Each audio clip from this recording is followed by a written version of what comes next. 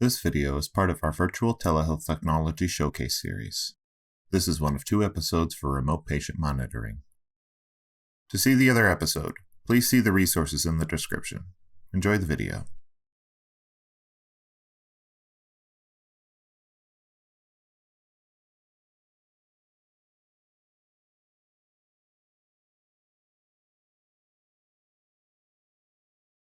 Question 1. What is remote patient monitoring? So, when we're talking about remote patient monitoring, or RPM for short, ultimately this allows patients to submit vital sign readings for review by care providers. Typically, those readings are connected to an alert system for the provider, which will ultimately alert that provider whenever there's any concerning values that have been taken. Oftentimes, patients will be broken into a cohort based on their diagnosis. This will typically be collected through peripheral devices such as a blood pressure cuff or a weight scale, and will be sent home either in a home kit utilized through a mobile application or through interactive voice response. Question 2. What are some use cases for RPM? So a couple use cases for RPM is one comes from the UMMC's Mississippi's Diabetes Telehealth Network, which really found after the first year of implementation of their RPM program that of the 100 patients who engaged with the program, they had 0 hospitalizations and ER visits in that year.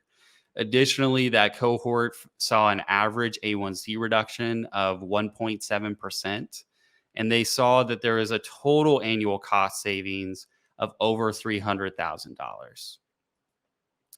Another example focused on congestive heart failure with patients at the University of Pittsburgh Medical Center found that their members who were 65 and older who enrolled were 74% less likely to be readmitted to the hospital within 90 days of discharge. Additionally, their Medicare population who were engaged in the program were less likely to be readmitted into the hospital. Of that cohort, over 92% of patients were compliant with the program, demonstrating that the patients were engaged and willing to comply with the program. The following section is an example of RPM being used between a patient and provider. Hi, my name is Jen, and I'm working with a patient named Kathy who has the primary diagnoses of congestive heart failure and diabetes. Kathy has recently been discharged from an inpatient hospital. Due to Kathy's conditions and the fact that she lives in a rural area that is over an hour away from any doctor's office where she could easily come in for biometric readings, I have enrolled her into our remote patient monitoring program. After enrolling Kathy into the program, we had a care coordinator acquaint her with the RPM platform on a tablet. The care coordinator then trained her to use the peripheral devices she would receive, which include a weight scale, a blood pressure cuff, and a glucometer. Kathy was sent home with a kit that included these devices. The care coordinator also sent her home with a handout that may answer any of her questions. Now, after being trained and returning home, Kathy accesses the RPM platform through her tablet with our application. She begins to collect and transmit her blood pressure, blood glucose, and weight data to her care providers via the cloud-based RPM platform. Kathy has been consistently taking readings through her peripheral devices over a period of a month. The last week, however, her glucose readings had a significant increase. This recent increase brought Kathy to the top of my dashboard and prompted me to check in about those readings.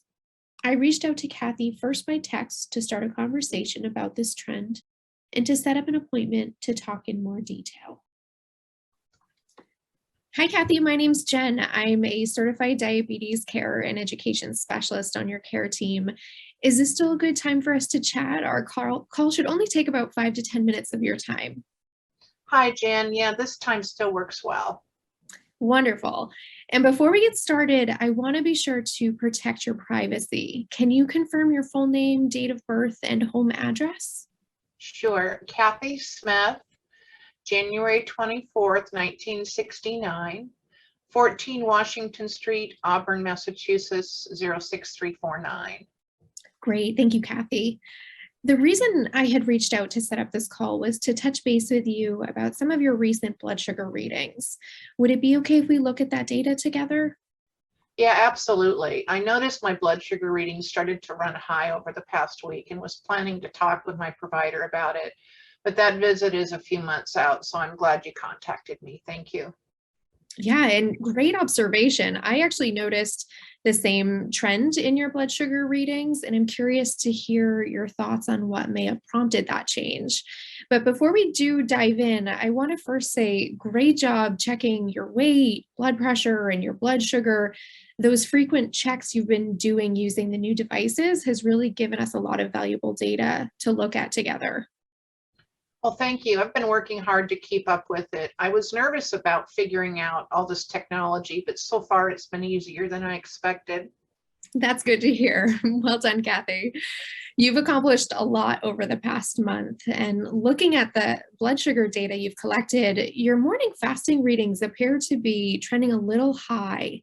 There are many reasons why we might see blood sugar readings go up, such as changes to your diet, exercise, medication, stress.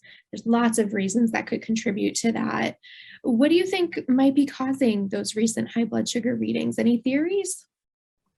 Well, the only thing I can think of is that I did miss a few of my long-lasting insulin doses. Okay, thank you for letting me know that. And that's your Lantus insulin, correct? Yes, correct. Okay, thanks for confirming. That could certainly be a reason your blood sugar is high in the morning. What led you to miss the Lantus insulin doses? Well, usually I take my insulin when I first get to work, but I started a new job a couple weeks ago and don't always have enough time to take my insulin when I first get to work. Well, congratulations on the new job. I can only imagine how challenging it must be to navigate such a big change and find a brand new routine that works well for you. Thinking about your schedule and that new routine, when might be a good time to take your Lantus insulin consistently every day? I've been so busy, I haven't really had time to think about that. I wonder if I should start taking my insulin before I leave for work instead of taking it at work. That sounds like a good option. Yeah. What might help remind you to take the insulin before you leave while you work on building that new routine? Well, I like using alarms on my phone to remind me of other things, so maybe the alarms would help with this too. I leave the house at the same time every day, so I will try setting an alarm to take my insulin shortly before I leave. Okay, great. So the plan will be to take your long-acting insulin, that Lantus, in the morning before you leave for work, instead of taking it when you first get to work. And you're going to try setting an alarm on your phone as a reminder. Does that sound good? Yeah, sounds good. Okay, let's give that goal a try, and I'll circle back with you next week to see how it's going. But in the meantime, don't hesitate to reach out if you want to touch base sooner. I'm also going to send along some information about high blood sugar for you to review, and please let me know what questions come to mind as you read through that material. We can continue to talk about this topic as we go. Great, I sure will. Thank you so much. You're very welcome. Is there anything else I can help with today? No, I don't think so. This is helpful. Thank you. Anytime. Have a great week, Kathy, and I look forward to catching up again soon. Thank you. You too. Bye, Jen. Thank you for watching this remote patient monitoring video toolkit.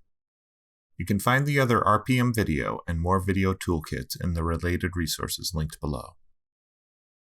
This video and other video toolkits in this series were made possible by funds from the Office for the Advancement of Telehealth, the Health Resources and Services Administration, and DHHS, and in collaboration with the Northeast Telehealth Resource Center and the South Central Telehealth Resource Center.